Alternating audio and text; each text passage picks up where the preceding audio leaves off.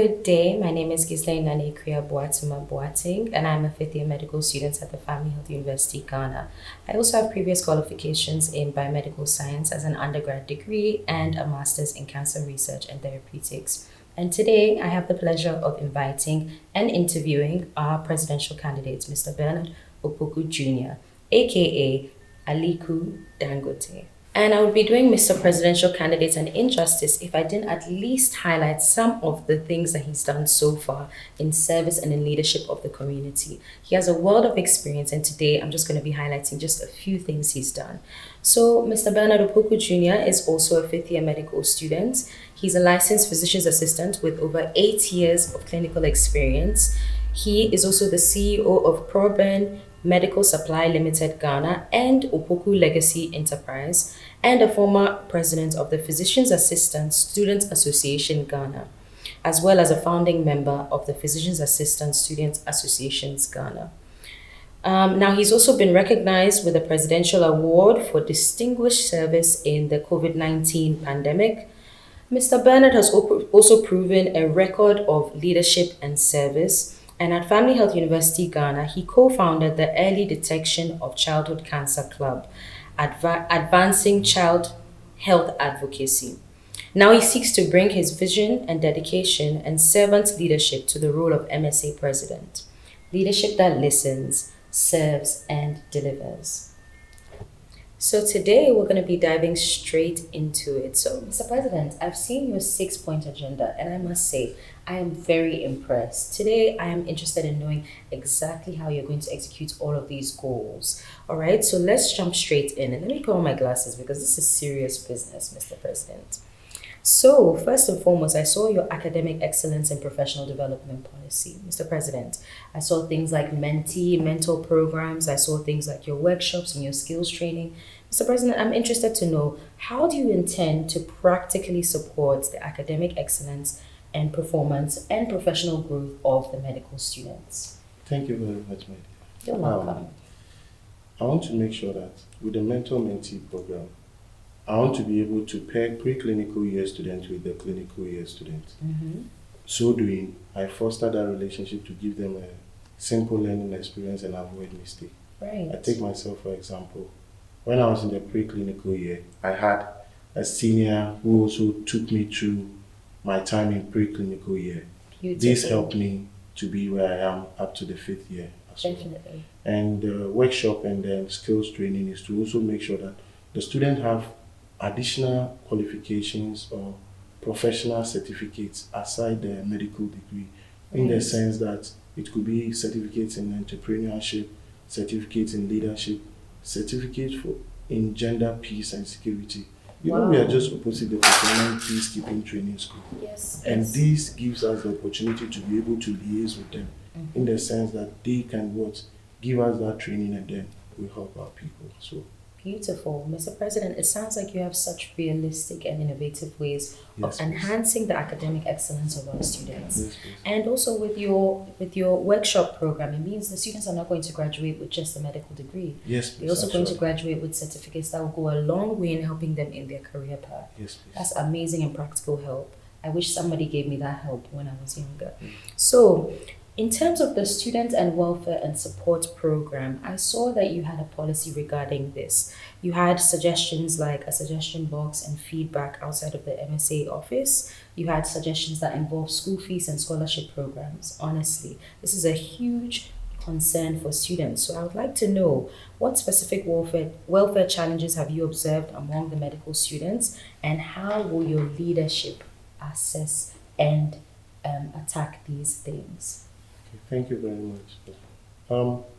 With what touches my heart most is the part of the school fees support system. Definitely. Yes, I want to find an amicable way to collaborate with the administration to be able to support students to have a flexible payment method for their school fees challenges. And I also want to make sure I collaborate with NGOs and government organizations, and then we lobby for students to get scholarship in their training. Not just that, the suggestion box is to give us feedback and to make us to be aware of the challenges the students are facing while we are still in office, and to be able to promote their welfare. Not just that, as part of their welfare, we want to give them an identity that they belong to the Medical Student Association. We want to make provision for them with souvenirs.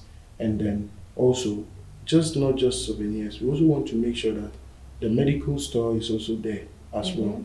These medical store will help the student have access to all the medical things they need in their career. And this will not be that they have to order as well. Beautiful, beautiful. So, just honing in on your point about the medical store, that's one of the infrastructures that you would like to bring on board, Yes, right? please. I saw in your policies campus infrastructure, amenities, and entertainment. The student well being and welfare is not just about the financial and the learning experience, it's also about finding a good way to de stress when medical school gets a little bit too much for them. So, in your policies under campus infrastructure, amenities, and entertainment, you spoke about rehabilitating the football field and the basketball field. You spoke about the medical student store for convenience, and you spoke about fixing the chairs in classrooms. So, I want to know, Mr. President, how exactly are you going to fulfill this agenda? So with the amenities, that is what we need as students to be able to function. So Right, with the issue of the football field, I intend to rehabilitate it and right. make sure that it can be both a football field and a volleyball pitch. Nice. As well, the basketball court is not in good shape. I also make sure that it is fixed as well. And not Definitely. just that, I also want to make sure that every time of the week, there's a weekend vibes. We could be sitting at the poolside and then Right. we could be entertaining ourselves. And then we intend to also bring artists to come and be part of our weekend vibes, just to make sure that the medical student know that there is something outside the world as well.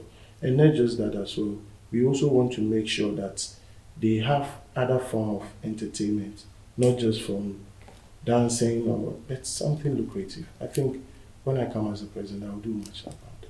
Wow, wow. Kudos to you, Mr. President. Honestly, these are such innovative and practical ways that you can very well enhance the student experience, from the welfare of the students to finances to the learning experience and to the very well camaraderie of it all in being medical school.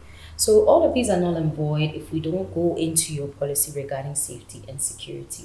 The students need to feel safe on campus. So you spoke about strengthening the campus security patrols and lightning.